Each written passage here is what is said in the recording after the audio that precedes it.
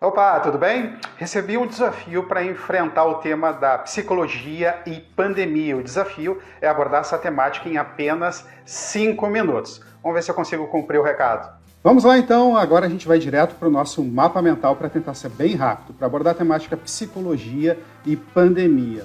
Ponto 1, as principais alterações psicológicas que eu venho encontrando na atividade clínica e nas pesquisas que envolvem a pandemia são estas alterações. Muito medo, ansiedade, tristeza e insônia. Então a sugestão é que cada vez mais tu busque informações que enfrentem determinados receios que rodam no teu psicológico, na tua mente.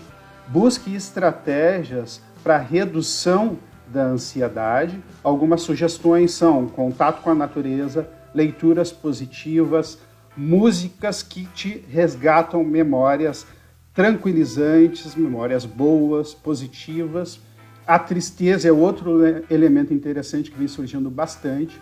Então, todos esses elementos aqui em menor grau ou maior grau vão surgindo, inclusive, na mesma pessoa, com o que a gente chama até de comorbidade quando envolve mais de uma patologia. A tristeza é muito frequente, principalmente nas pessoas que ficam em grande isolamento social e não buscam outras formas de gerar mais positividade. E com isso, surge mais a questão dos sinais e sintomas de outras alterações. Por exemplo, a insônia, quando a pessoa passa a demorar mais tempo para iniciar o sono, essa é a insônia inicial, que pode, quando o sujeito geralmente pode passar de meia hora, 1 hora, tendo dificuldade de dormir. A insônia de meio de noite, por exemplo, a pessoa acorda às 3 da manhã e demora 1 hora, 2 para voltar a dormir, ou a insônia terminal, onde o sujeito acorda ali às 4, 5 da manhã e não consegue dormir mais. Tá? Então, essas foram as dimensões que acabam surgindo bastante na nossa prática durante esse período de pandemia. Medo, ansiedade, tristeza e insônia. E um ponto interessante que vale a pena levar em consideração nesse momento rápido de orientação seria a estratégia de filtro mental.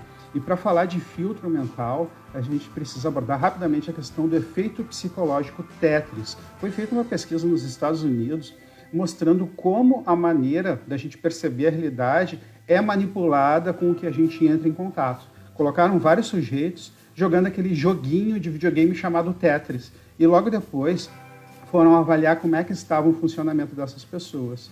E elas passaram aí em determinados locais com o hábito do jogo, o efeito do jogo estava no psicológico dessas pessoas. Então elas iam, por exemplo, no supermercado e elas ficavam tentando encaixar a caixa de leite de uma maneira mais adequada, a caixa do cereal, a manteiga, enfim, todos os produtos ficavam manipulados por o excesso do jogo Tetris. Ou seja, a conclusão, quanto mais tempo tu fica entrando em contato com determinados conteúdos, a tendência será que tu passe a perceber mais as coisas de acordo com esse conteúdo. Então a nossa mente ela vai sendo manipulada de acordo com o conteúdo que a gente entra em contato. Quer ver um exercício prático interessante? Vamos fazer o seguinte, perceba, todos que estão assistindo desse vídeo, se tu está sozinho, tenta perceber o que tem no teu entorno na cor preta. Procura no teu entorno a cor preta. Procurou? Encontrou? Agora faz o seguinte, feche os olhos. Feche os olhos e me diga agora um objeto, apenas um objeto, sem abrir os olhos, na cor vermelha. Difícil, né?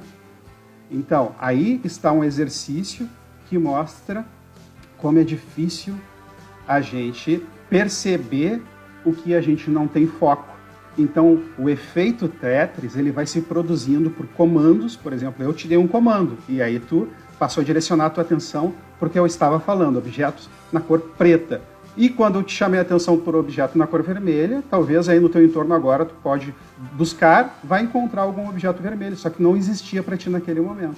Então, cuidado com o efeito psicológico Tetris, por isso, cuidado com as informações durante a pandemia. Informações negativas vão trazer mais dados negativos para a tua realidade.